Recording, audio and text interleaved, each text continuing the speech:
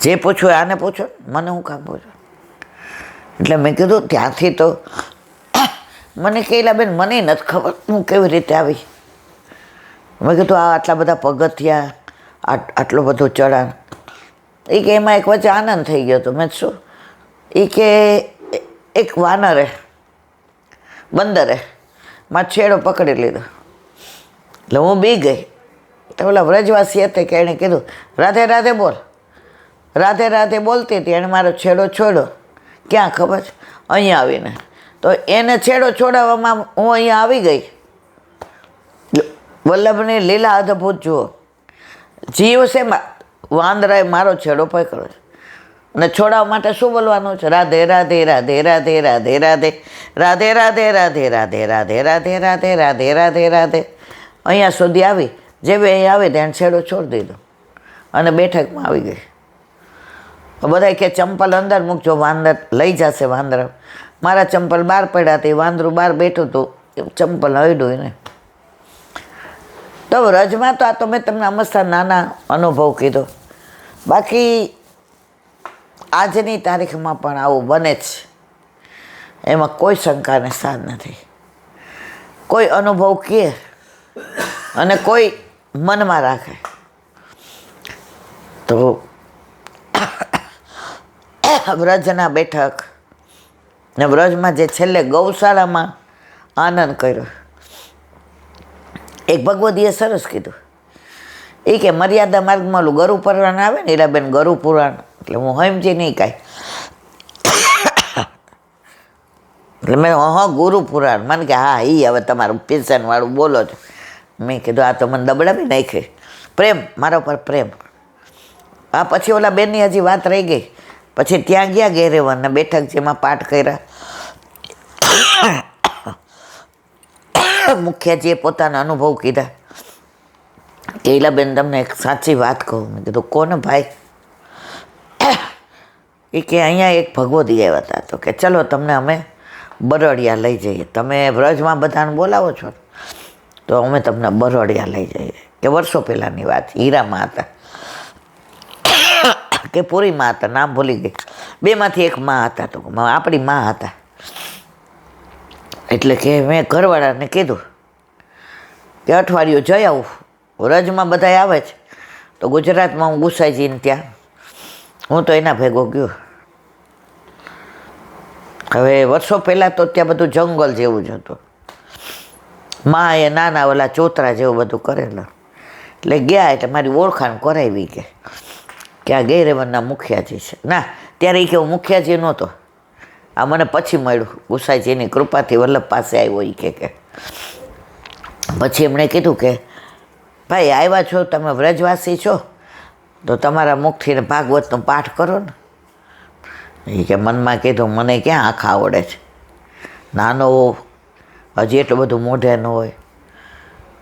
પણ મેં ગુસાઈજીના દર્શન કર્યા ને ઈલાબેન, હું બેસી ગયો. મને જેટલું આવડતું તેટલું બોલું, બાકીનું બધું એ બોલાવડાવે. વળી પાછું હું શરૂ કરું, મનમાં એમ કહું મને ક્યાં આવડે છે, બાકીનું એ બોલાવડાવે. હવે તમને પરાકાષ્ઠા કહું કે મને 3 દિવસ એ ભાગવતનું પારાયણ કરતા થયું. એમાં મને કોઈ દેહ ધર્મ નડ્યા જ નહીં. ખાવું નહીં, પીવું નહીં, બાથરૂમ ન જવું. 3 દિવસ સુધી ભાગવતનું પારાયણ જ કર્યું. પછી એક બેને મને આમ ખલબલાવ્યો. તો મને આમ કહું કે પથ્થરો માર્યો એવું થયું કે ભાઈ આમાંથી મને ક્યાં છોડાવો છો. અને એ સ્વરૂપના દર્શન થયા મને ગુસાઈજીના. અને જે ભાગવતનું મને પારાયણ કરવાનો આનંદ આવ્યો એ હું તમને શબ્દો દ્વારા ન વર્ણવી શકું. અને ત્યાં પાછળ પછી રામકૃષ્ણનો ટીલો છે, ત્યાં બેસીને એકલો શ્રી કૃષ્ણ શરણમમાં ગયો. તો 2 દી માટે 3 મહિને આવ્યો મને ઘણું લઈને આવ્યો. અને આવ્યો એટલે મને અહીંયા બેઠકજીની સેવા મળી ગઈ કે તમે આ ગેરેવનના બેઠકજીના મુખ્ય છે. આજની તારીખમાં પણ વલ્લભ મને આનંદ કરાવે છે. તમે બધા અહીંયા દાનગઢ જાઓ, માનગઢ જાઓ, મૂરકુટી જાઓ. મારે મારા વલ્લભમાં બધું આવી જાય. યાહી મેં વલ્લભ નામ મેં, યાહી મેં ગોકુલ, યાહી મેં વૃંદાવન, યાહી મેં ગિરિરાજ, યાહી મેં યમુનાજી. યમુનાજીના ચરણારવિંદમાં બધું આવી જાય. કાંઈ નથી આવડતું, કાંઈ વાંધો નહીં. વલ્લભ વલ્લભ શ્રીમદ વલ્લભ કે શ્રી કૃષ્ણ સરનામામાં જે આપણા મનમાંથી મુખમાંથી નીકળે. પછી હજી ઓલા બેનની વાત રહી ગઈ. આ તો મુખ્ય જે વચ્ચે મને કીધું. પછી મેં કીધું હાલો હવે. મને કે લાડલીજીને મળવા જાઉં છું રોજ. માનસીમાં તો હું આવું જ છું કે, પણ આજે મારી ત્રેવડ છે અહીંથી ને આટલું બધું ચડવાનું ને હાલવાનું ને આ તો કેમ ચડી એ જાણે. એટલે પછી એની ભેગા હતા એ કે તમે નીચે જાઓ અને અમે બધા જઈએ. બધા જતા હતા એ બેન આમ નિશાસો નાખે કે કેવી મોર કોટી, કેવો મોર બન્યા હતા પ્રભુ, એમ કે રાધાજીને મનાવવા માટે થઈને. મારા પ્રભુની 5000 વર્ષ પહેલાંની એ જ જગ્યા છે, એ જ લીલાસ્થળી છે. આ બાજુ કેવું મંદિર છે, આ આખા વ્રજમાં એક જ મંદિર એવું છે જ્યાં બધે ઠાકોરજીએ દાન માગ્યું છે, અહીંયા દાન આપ્યું છે. અને હિંડોળો તો કેવો મોટો છે. શ્રાવણમાં ઝૂલન કે દિન આય સખી મેરે ઝૂલન કે દિન આય. અને પછી લાડલીજીનું જયપુરનું મંદિર ને લાડલીજી એ બેન બોલે એટલે હું તો બધું સાંભળતી હતી. મને બહુ આનંદ આવતો હતો. તો મેં કીધું હવે, મને કે તમે જાઓ. મેં કીધું મારે ક્યાં જવું છે, મારાથી ક્યાં હલાય જાય. અહીંયા સુધી મારે વલ્લભ લાવ્યો એની અસીમ કૃપા. મને કે હાલો. ત્યારે નીચે ઉતરતા હતા, હજી 4 પગથિયા ઉતર્યા ત્યાં મિલનભાઈનો ફોન આવ્યો. એ કે જરાય ગીરદી નથી અને ગાડી પાછલા રસ્તેથી ને છેક લાડલીજીના મંદિર સુધી આવે છે. મેં બધી તપાસ કરી લીધી. મેં તમે ડ્રાઈવરને ફોન કરો, અમારું તો માનશે નહીં. ગયા એટલે ડ્રાઈવરે કીધું જલ્દી બેઠો. બેઠા. ડ્રાઈવરે થોડી હોશિયારી કરી. દેખો એ લંબી લાઈન. મેં તો હાલ જવાની લાઈન નથી લંબી, આ તો આ બાજુ બહારની છે, અહીંયા છે જ નહીં. 3 જ મિનિટમાં પહોંચી ગયા અને 5-7 મિનિટ ચાલ્યા એટલે રાધાજીનું મંદિર આવી ગયું.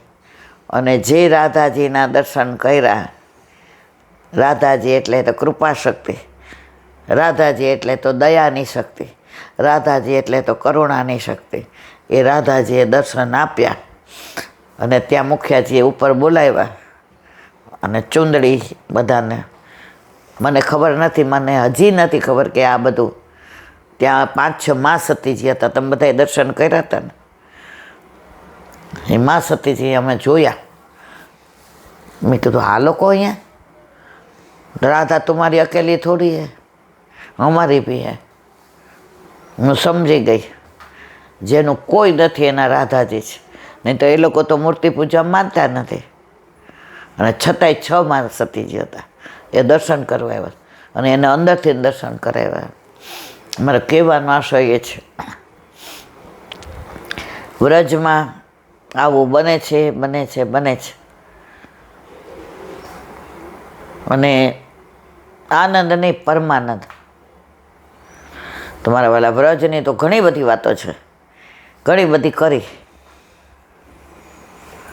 તમે ત્યાં એક ભગવદીય વૈષ્ણવ મળ્યો મને, 25-30 વર્ષ કે 40-45નો છે. એ મને કે કેમ છો આંટી? મેં તો આનંદ પરમાનંદ. એ કે હું અત્યાર સુધી આનંદમાં હતો, હવે પરમાનંદમાં આવ્યો. અહીંયા આવ્યો રાજકોટનો હતો. કેમ પરમાનંદમાં આવ્યો?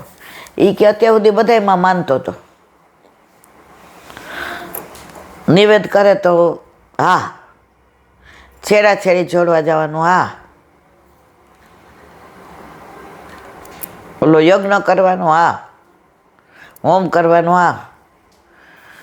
મને પ્રભુ એવો દીકરો આપ્યો અને પેલા રાધે રાધે જ બોલતા શીખો. મને એમ થયું કે એને અમે મમ્મી બોલતા શીખવાડ્યું, પપ્પા બોલતા. અને અમે ઘરમાં ઓલા જેટલા આવે ને બધા એમ કે રાધે રાધે, એટલે અમે કર્યા. તો એ પોપટની જેમ રાધે રાધે શીખી ગયો. હવે અમારા ઘરમાં એને બોલાવવું હોય ને તો અમે નામ ભૂલી યાદ ન રહીએ. એ રાધે રાધે, ચલ પાપા કર, ચાલતા શીખવાડું, ચલ રાધે રાધે. હવે એ કહે કે મારો એક ભાઈબંધ, એના ઘરમાં 200 વર્ષથી ઠાકોરજીની સેવા, દાદીને પરદાદીને એના મમ્મીને. હવે એના મમ્મીએ પ્રમાણમાં વધુ અપરસ પાડી ને એના મમ્મી ને પપ્પા લીલા વિસ્તારી ગયા, પહોંચી ગયા. પછી ઘરમાં દીકરા ને વહુ ને બધું અન્યાશ્રય આવી ગયું ને એ પરમાનંદમાંથી આનંદમાં ગયો. જેણે કોઈ દિવસ બીજા ભગવાનને જોયા નહોતા, આને ગણપતિ ભગવાન કહેવાય, આને હનુમાનજી, એને ખબર નહોતી. એને એટલી જ ખબર હતી કૃષ્ણને, એના ઘરે બિરાજતો એનો ઠાકોરજી. અન્યાશ્રય કેવો ચાલુ કર્યો. દીકરાના ઘરે કાંઈ હતું નહીં તો અજમેર ચાદર ચડાવવાનો એણે મનોરથ કર્યો. તમે વિચાર કરો, જેની માં, જેના ઘરે 200 વર્ષથી બીજા કોઈ સ્વરૂપના દર્શન, અને પછી તો એ કે સમજી ગયા પરાકાષ્ઠા. મેં કીધું સમજી ગઈ. પછી દીકરો એવો નપાવટ નીકળ્યો, વહરી ગયો એની બળતરામાં પરમાનંદમાંથી આનંદમાં આવ્યો, પહોંચી ગયો. એટલે દુસ્સંગ તમને લાગે છે ને, પછી વાર નથી લાગતી પતન થતા. આ વસ્તુ વલ્લભે 550 વર્ષ પહેલાં કહી કે અન્યાશ્રય, દુસંગથી દૂર રહેવું, વ્યર્થ વાણી વિલાસ ન કરવો, અને સમર્પિત લેવું, અસમર્પિત ના લેવું. જે અત્યારે આપણે બધા જાણીએ. હવે સમર્પિત તો અમારા જેવાય હજી નથી. અમે કોક વાર ખોટું બોલવાનું નહીં જાહેરમાં, એવા ભગવદીય બનવાનું નહીં. આપણે હજી ભગવદીય જ છીએ જ નહીં. હજી આપણે વૈષ્ણવ પૂરા નથી બન્યા. પણ અન્યાશ્રય તો નહીં.